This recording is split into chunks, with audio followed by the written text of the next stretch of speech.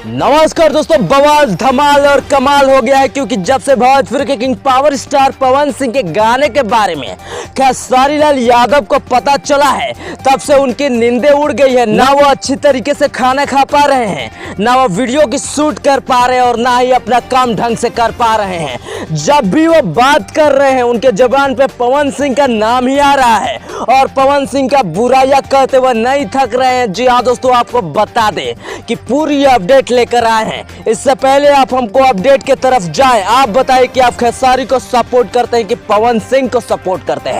दोस्तों, आपको बता देना चाहेंगे कि हाल ही में पवन सिंह के एक गाने की शूटिंग कर ली गई थी, जिस गाने की शूटिंग की वीडियो लीक हुई है और उस गाने का नाम है करेजा दिल दे दो।